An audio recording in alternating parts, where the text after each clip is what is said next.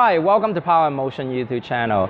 Today this video is how to travel folding bike to Cuba. It's a two-part series. If you just come on board, you should watch the part 1 series, which show you how to package the bike, taking the luggage to the airport and check in, and how the bike arrive in the airport and so forth. So in this particular video, I'm going to show you the part 2 series. So the part 2 series primarily focusing very much like a travel blog. I will show you how I ride my bike in Cuba, travel tips, things you should do and things you shouldn't do, sightseeing and landmark that you're going to see in Cuba. So sit back and enjoy this video. It's going to be a lot of fun, okay?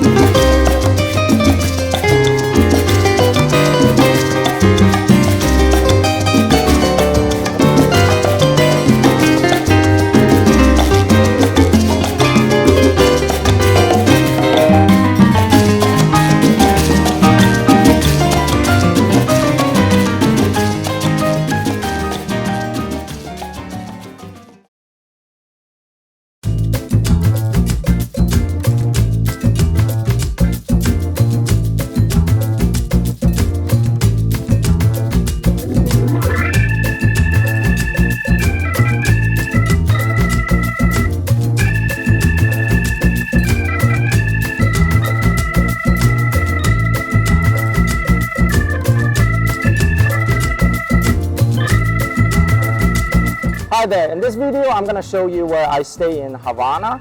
But before we go into see where I stay, just kind of, if you can turn around right here. So we're actually nearby the park by the Revolution Museum.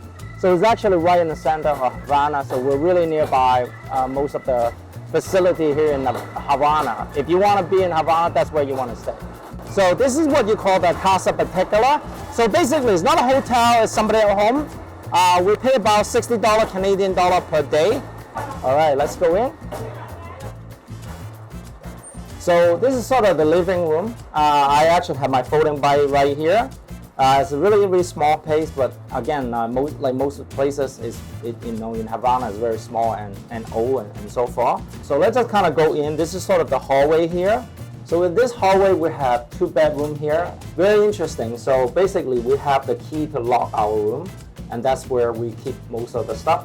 This is the aluminum door right here. So let's take a look at the first room here. So this is our first bedroom. So it's a single, I think it's a queen size bed and so forth. And let's take a look at the second bedroom.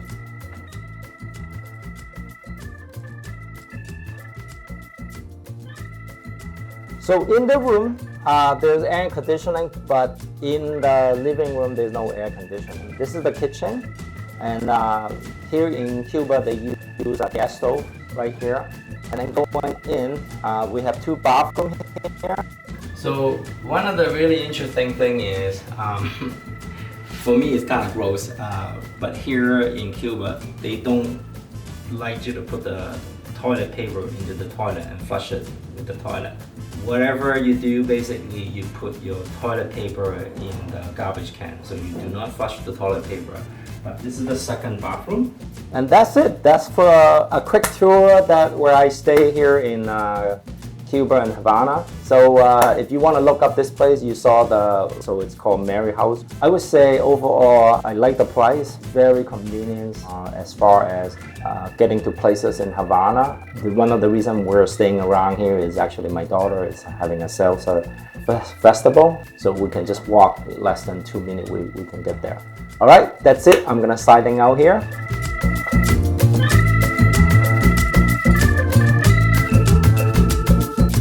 Just kind of show you the neighborhood around here in the old Havana. Most of the houses are pretty old, and if you are a tourist and you're trying to find some retail store around here, it's kind of hard to find because they don't actually advertise it. Here, this is the food market. I'm just kind of ride by here, so see, they don't advertise, but you just kind of discover it if you're a tourist.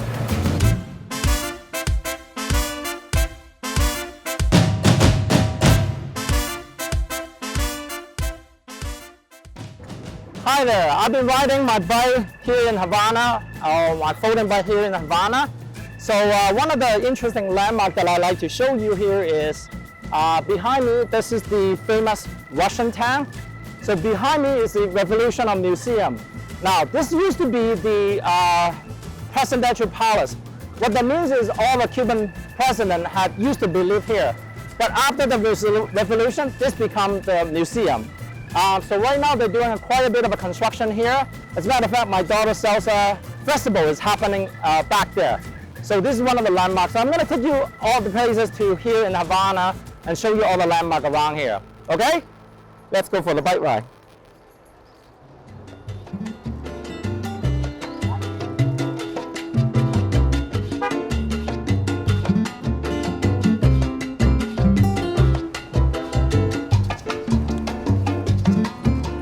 I'm here in Barclay Central. Basically, translation is Central Park. This is the main park here in Havana. People come here actually argue with baseball or soccer. As you know, baseball is one of the most popular sports here in Cuba. Other things here is, if you look around behind us, this is where the double-decker bus is going to be. So all you have to do is pay 10 peso or 10 kut. You can get onto the bus and you can ride around here in Havana. One of the things that is popular here in Havana is to take one of the double-decker bus.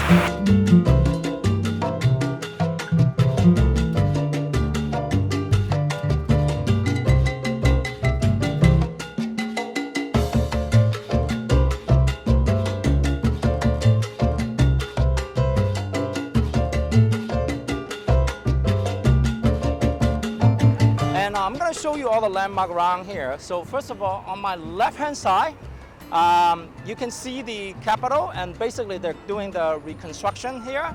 So I'm going to show you a couple other really interesting landmarks here. So right behind me, right here, which is the Grand Theater. Now, here in Cuba, they're actually really good in terms of ballet. So this is where the National Ballet is going to help in here, and also the International Ballet Festival also held in this Grand Theater here. But on top of the Grand Theater, you can see the statue. That's basically representing Havana. So there's a story behind it. Basically, this lady was waiting his husband, and he never came back, and she go crazy and just keep waiting and waiting. It become the symbol of Havana here. There's a couple other landmarks that I want to show you. So behind me, this is basically the Central Park Hotel, kind of almost like the Manhattan of New York. And then on the left-hand side right here, this is a brand new shopping mall. It actually literally just opened like last week. So basically here in this particular mall, they sell all the high-end merchants, Gucci bag, all the brand name stuff that you find in here. But the interesting thing is, this is actually a middle school back in the day. So they just basically redeveloped and turn into a shopping mall here. So that's it for the landmark here in Central Park. So I'm gonna go take you to another places in here in Havana.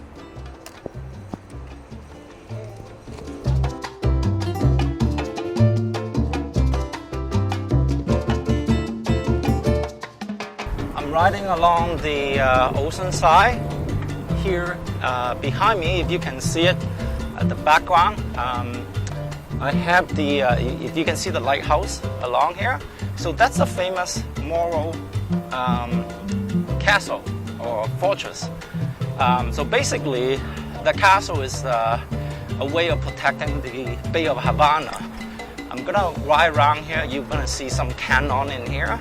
So in the old colonial day, basically it's a way of protecting the Bay of Havana. You can see the cannon around here. So it's a beautiful space here. People come here and walk and fish, and it's kind of nice because you know, in the some hot day in Havana here, you do want to walk around in here to catch the ocean breeze along here. And I'm gonna take you around to see the seawall around here. Has a very interesting history. The interesting history about this seawall is it actually took 50 years to build it.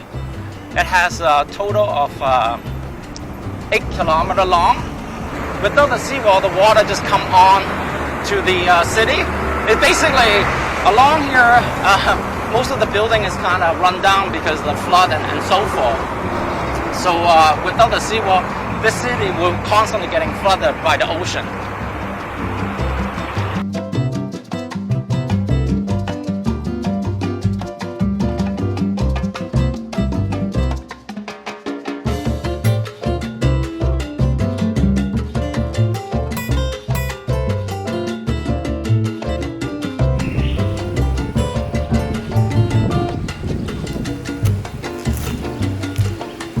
Hi, I'm here in Vinales, which is the west of Havana. And what's so special about this particular place is the landscape. But most important is this is actually a national park, over 700 kilometers. The most interesting thing of the landscape is the soil in here. If you take a look at the soil, it's kind of have the orange type of color. And what it does is it has a high concentration of iron. So as a result, it's a perfect soil for the cigar. One of the famous things to do, or famous tourists come in here, is check out the cigar factory. So we're gonna check it out.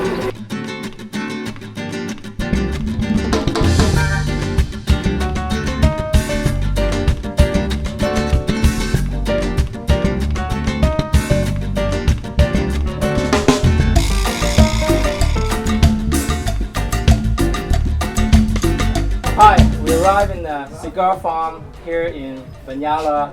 Yeah, it's a Okay. farm where we Okay. roll, hand Okay. roll, okay? Right. Hand roll cigars. Okay. Traditional Cuban cigar, the most Right. traditional Cuban cigars. This is the middle of a national park of Vinales. This is one of the four farm that exists in all of our country, declared organic by UNESCO.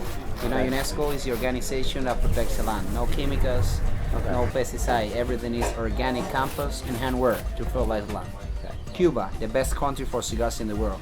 But in Cuba, Pinar del Rio, here, where you're standing on today, Yeah. all good cigars that you see around the world, that they come from Cuba, they come from these lands. September, we plant tobacco in Cuba. And after 4 months, in February, we harvest. Okay. Same plant, different position in the leaf, they are used to make different brand of cigars, right? Bottom leaf, light cigar, medium, and top strong. Bottom leaf, Romeo and Juliet, medium, Monte Cristo, Partagas, Monterey, and top Cohibas. 3 parts to roll on cigar. Okay. This is called filler. Balance the cigar inside. This is called binder.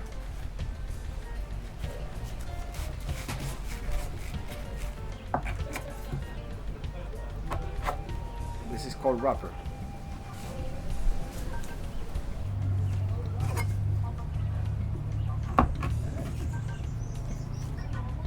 The cigar is done. The hand roll. No machine, nothing. In 6 more months, all the nicotine that before was spread in the whole leaf get concentrated in the middle vein. So to roll a cigar, I remove this vein and I remove most of the nicotine in my cigars. Okay. Not all the nicotine is removed. If I tell you that there is no nicotine in my cigars, you will say, this You're lying. MF is pulling my legs. Okay. Okay? Yeah. My friend. Uh-huh. Okay? Yeah.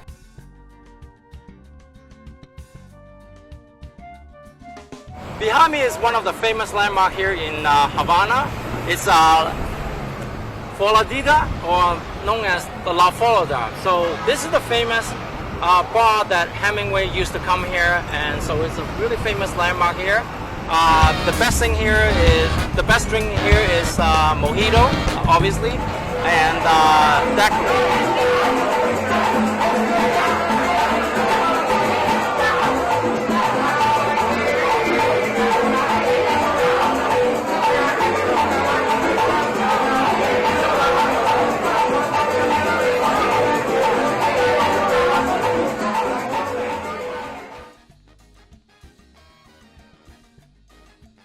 I just came back from a Chinese restaurant in Chinatown in Cuba, but it just kind of left me really odd feeling, or at least just kind of puzzled. In Chinese restaurant here in Cuba, they don't actually sell Chinese food, so the restaurant that we went is actually mixed with Russian food as well as pizza and a little bit of Chinese food. And the other odd thing is there was a wedding going on in the restaurant, and they were paying Mexican music. So it's just really, really odd. Alright, I just want to talk about this because it's just my experience coming to Cuba and eating Chinese food.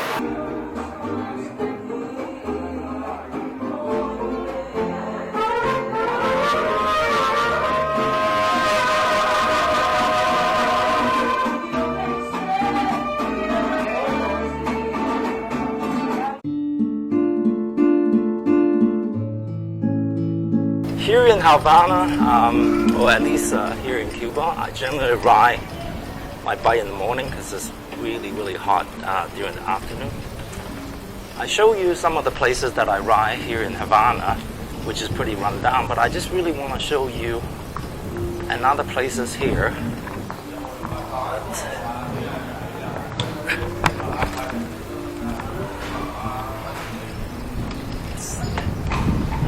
This is sort of the tourist area where all of the hostel. So I just really want to show you around. Not all places here in Havana is kind of run down. Truck here. I just want to show you the differences between certain area here in Havana. Basically, if you really think about it, is that they're going through some changes. Definitely there's people are investing money in here and so forth. Not all places here in Havana is run down. So this is like, see, that's another hostel area here.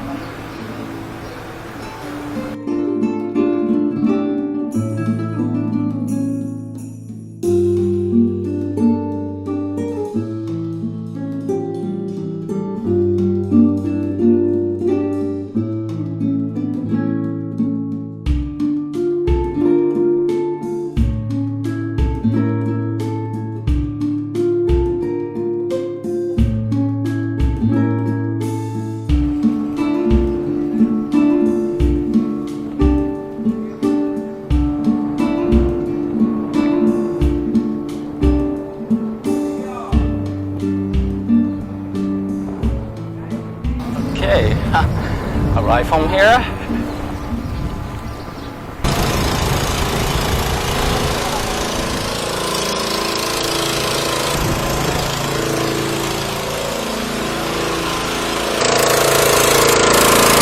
One thing I discovered really interesting is they don't actually have water supply directly to the house. So what they do is they actually truck the water every couple months, and they have a reservoir underneath the basement. So this is a water tank. So basically it goes right in here. So the water just basically go right in here. And that's where they keep the water. So the water supply basically supply all the kitchen, bathroom, and that's how they get the water supply.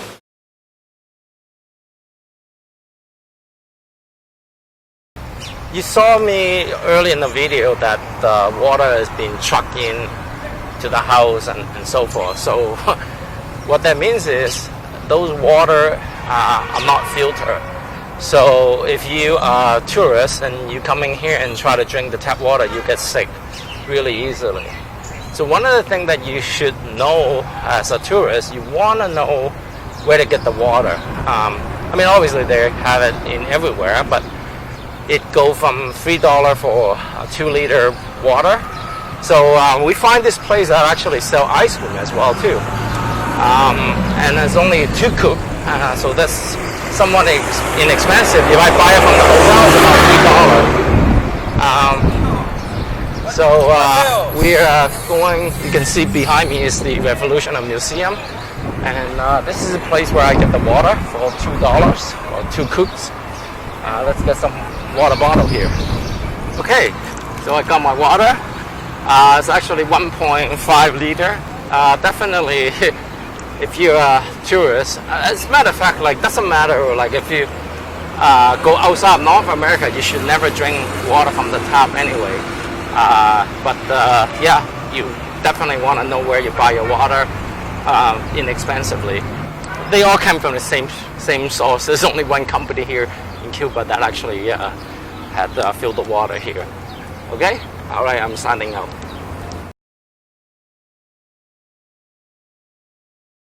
Today is our last day here in Havana.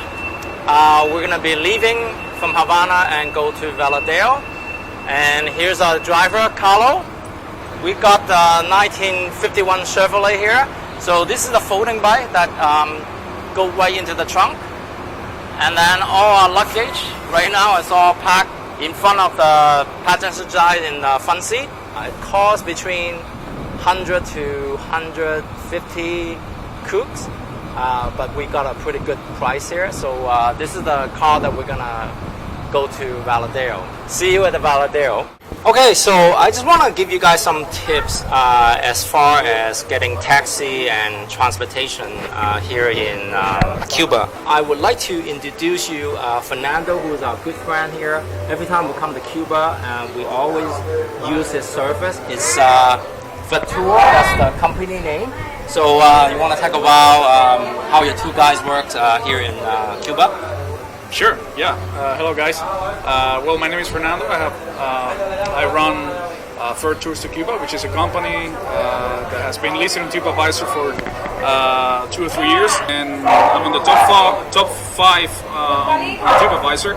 And so I offer private tours in classic old cars with English-speaking tour guides. You get the full attention of one single tour guide for the whole day, and you get a fully and truly exclusive and private service for a really, really good deal.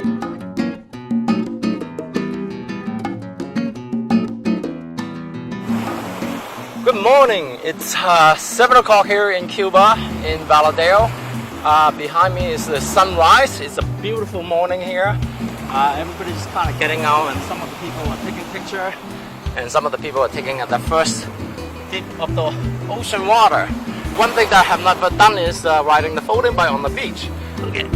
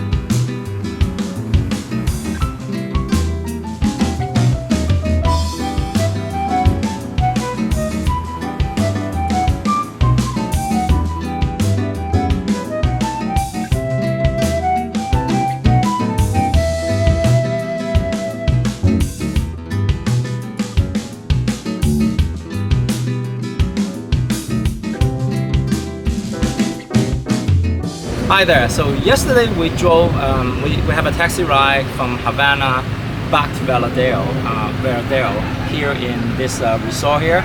The reason we came back to Varadero is thanks to WestJet. Just kind of give you a little bit backstory. So basically, WestJet canceled our flight or change of flight, so they don't have any flight that are within the same day or same time. So they offer us 3 days free staying in this resort here. I don't even know how much it is, but it's really, really great resort. Everything works, everything just went perfectly, great service, and people speak good English. So let's go inside and take a look. Alright, so here we're in the hallway. So this is the lobby where the main entrance is. So right here, this is the luncheon area. Everybody just kind of sit around, like coffee or drinks. And then downstairs, that's the main dining places. It's really, really beautiful space around here. I really like it. And that's the dining room right here. That's where we lunch here for 3 days. Really, really great food. That's it. I'm signing out. In this next video, I'd like to show you where we're staying here in the resort. So let's go in and take a look. So the housekeeper did a really nice decoration here. They just kind of put the curtain in almost like a butterfly. But let's start off with the bathroom here. You can see they have some little bit more modern toilet here. That's the, oh, I don't know what you call it, but bidet or something. And then the shower, it's basically there's no door, but it has sort of like a ring shower thing here. Okay, let's go back out and take a look on this side here.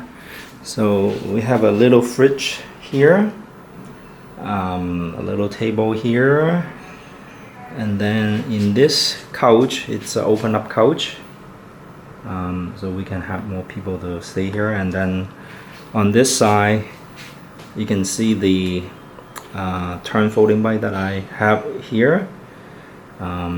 So TV, and then let's go into the room. The room is quite modern. One of the things that I heard, this just been recently renovated, so a nice shelving unit here where we can place our stuff here, and then the bed. Again, they did the decoration with the curtain, TV, very nice, modern. But let me take you outside to the balcony. It's really, really beautiful here. So I'm gonna have to open up the curtain, and it's a security lock. So this is the balcony view here. You can definitely lay around here and get some tan if you like. But let's go take a look at the view here. So we have the basketball court, the swimming pool, sort of like a cafe area. We call this a courtyard. At night time they have really, really good musician around here, and you can hear the birds singing here. And if you look far enough, you can actually see where the beach is. Beautiful hotel.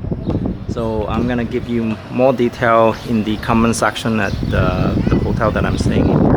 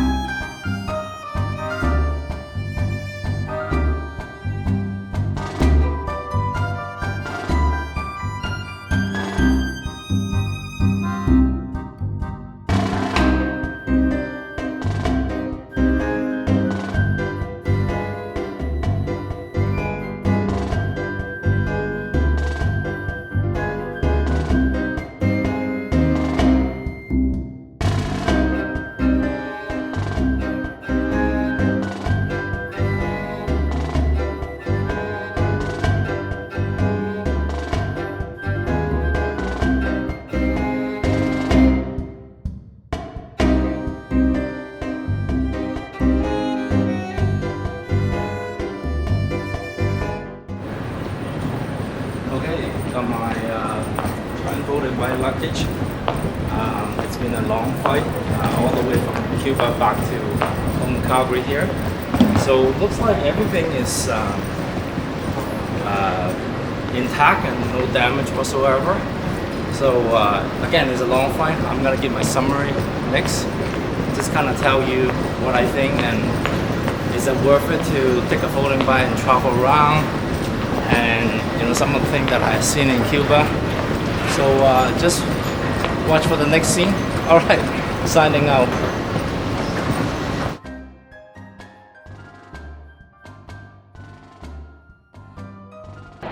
Okay, so I arrived from Cuba yesterday with my folding bike and then with the Tern luggage case. In this segment of the video, I just want to give a reflection as to what happened, as well as would I do it again, and what are some of the pitfalls, what are some of the adventure that I really like. So first of all, is it worth it to take a folding bike and travel around the world? The answer is really based on who you are and what you like. For me, I like to ride bike, and I always like to have the freedom. I always like to explore places, especially new places. I was able to ride on the beach, and you saw it from the video. I was able to ride it in around Havana, which normally you would have to take a taxi and so forth. I mean, you can rent a car in Cuba, but it's not a recommend, and the car is really like a Russian car, or you don't get any North American car, by the way. So it's definitely worthwhile. It allowed me to explore the area and so forth. The initial process, it took me a little bit longer because I wasn't sure which luggage I should be using until I discovered the WestJet regulation. So as a result, I settled with the Tern airporter, which really, in actual time for me to take this bike and fold it in and package it, it took probably less than maybe about 5 minutes or less, and then start packing my stuff in there. So it become much more easier when I get to Cuba, because now I'm familiar with it and how to fold it and everything. It just makes it really, really quick. And I didn't have to remove a lot of stuff. I was supposed to remove the pedal. I didn't even have the tool with me. So I just package it as the way it is. So I highly recommend that if you do travel with your bike, especially with the folding bike, just make sure you check with the airline and making sure that they have a sport equipment category, and making sure what the size is, making sure the regulation is, so you don't get dinged for the additional cost. And once you know all those unknown, then everything is easy. If I have to do it again, would I do it? Absolutely. So that's the folding part of it. Relatively compared to travel to Hawaii, Hawaii is a really great place to go. I really like it, but it still feels more commercial to me.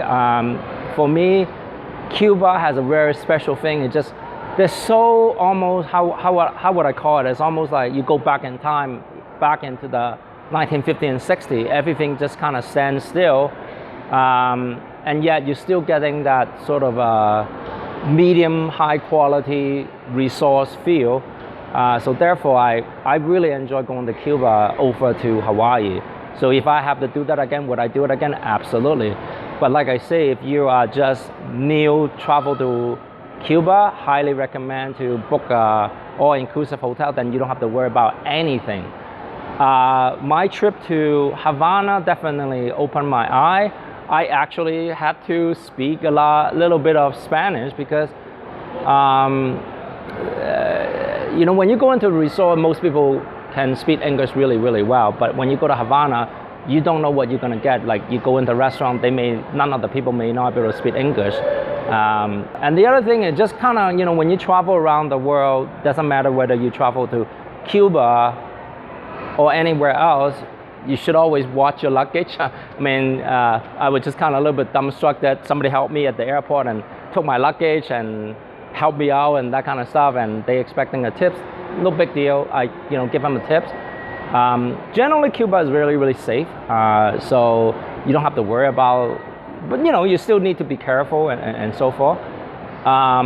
So I kind of talk about getting water supply. I definitely want to find out, like, if you're going to Havana, places like that, it's not a resource base, then you definitely want to search for places that you can get cheaper water and cheaper food and that kind of stuff. And so that's it. I hope you enjoyed this video. I hope you learned something about how to travel around the world with your folding bike. Should you have any more information that you want to find out, how do we do that, and what gear that we use and that kind of stuff, send us an email at info@poweremotion, or come by to our Power Motion store and check out our folding bike selection as well as the travel case.